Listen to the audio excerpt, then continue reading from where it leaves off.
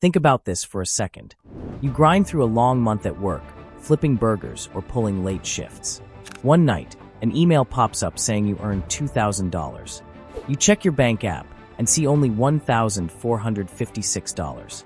You scroll through the breakdown. Federal tax, state tax, Social Security, Medicare. Without asking, a slice of your paycheck disappeared. Welcome to the modern ritual where money leaves your hands quietly, and you're expected to smile about it. Here's the reality. Taxes are the price of living in a functioning society. That money funds highways, public schools, food safety inspections, and sometimes military actions on the other side of the planet. But taxes don't come in just one form. Income tax takes a cut of what you earn.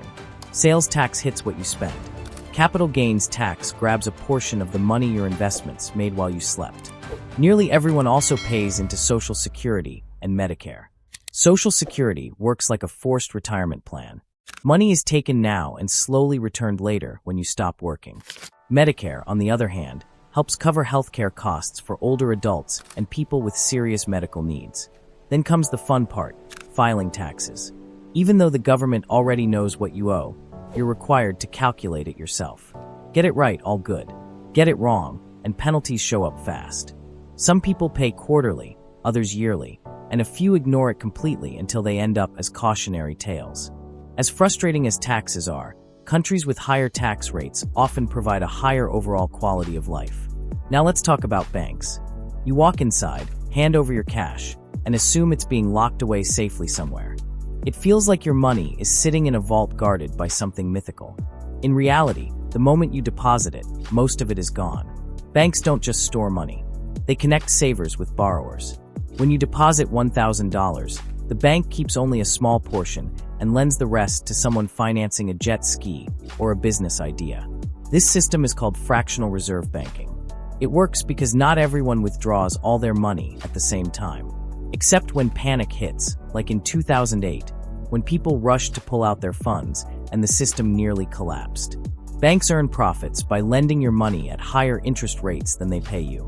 You supply the cash. Borrowers create demand.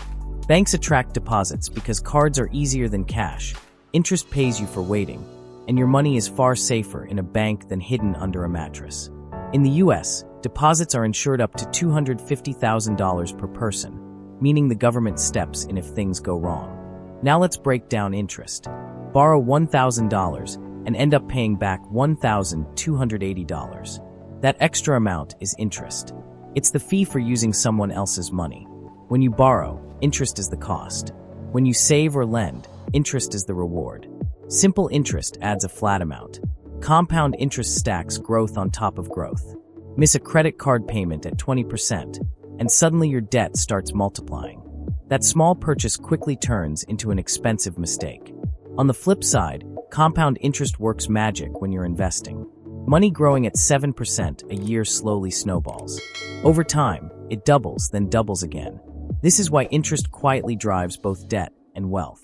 In loans, it magnifies mistakes. In investments, it turns patience into power. The rule is simple. Eliminate interest you pay as fast as possible. Let interest you earn grow undisturbed.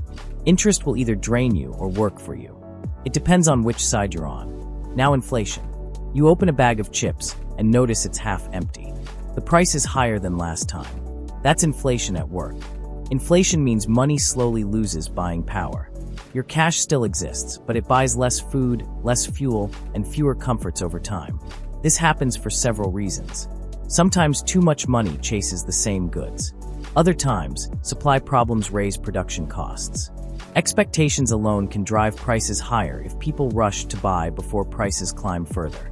A small amount of inflation is normal and manageable. Around 2% a year is predictable. But when inflation spikes, savings shrink and wages struggle to keep up. Governments respond by raising interest rates. Higher rates make borrowing more expensive, which slows spending and cools the economy. That slowdown can lead to a recession. A recession happens when the economy shrinks for at least 2 consecutive quarters. One moment things feel stable. The next, layoffs spread, markets fall, and people stop spending on anything non-essential. Recessions can be triggered by high interest rates, global crises, wars, pandemics, or simply the natural economic cycle. Think of the economy like a party. At first, everything is loud and exciting. Eventually, the music fades, reality sets in, and cleanup begins. Recessions don't last forever. They reset the system, often painfully. Governments lower rates, inject stimulus, or wait for confidence to return. Slowly, spending resumes, businesses recover, and growth starts again, though not without lasting damage. Now credit scores. Somewhere in the background, an algorithm tracks your financial behavior. It remembers late payments and calculates a 3-digit number that determines your financial options. This number isn't about how rich you are. It's about how trustworthy you appear to lenders. Scores range from 300 to 850. Below 580 looks risky. Above 750 signals reliability. Most people fall somewhere in between.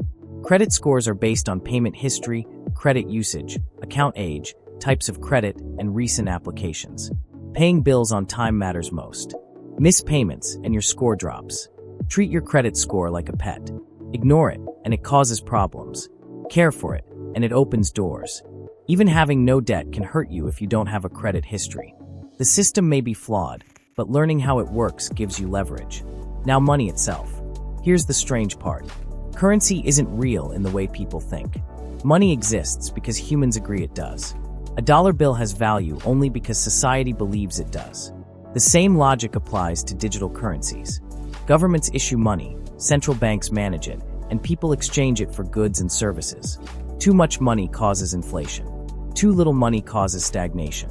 Money is a shared belief system built on trust. This is where investing comes in. Investing prevents inflation from quietly erasing your future. Investing means putting your money to work instead of letting it sit still. Stocks give you ownership in companies. Bonds let you lend money for interest. Funds spread risk across many assets. Real estate earns income from people needing shelter. Investing isn't about luck.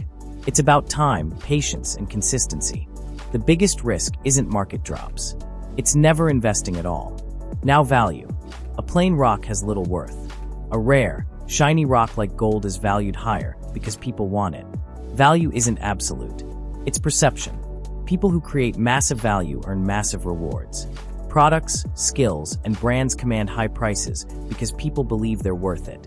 If you can create or control value, real or perceived, money follows. Finally, time. Time is the most powerful asset you have. Most people trade hours directly for pay. The highest earners learn how to make their time multiply through skills, leverage, and investments. Time does its greatest work when combined with compound growth. Wealth isn't built overnight. It's built quietly over decades. Small, consistent actions, given enough time, turn into something enormous. And that's the real lesson. Wealth doesn't come from shortcuts. It comes from understanding how the system works and letting time do the heavy lifting.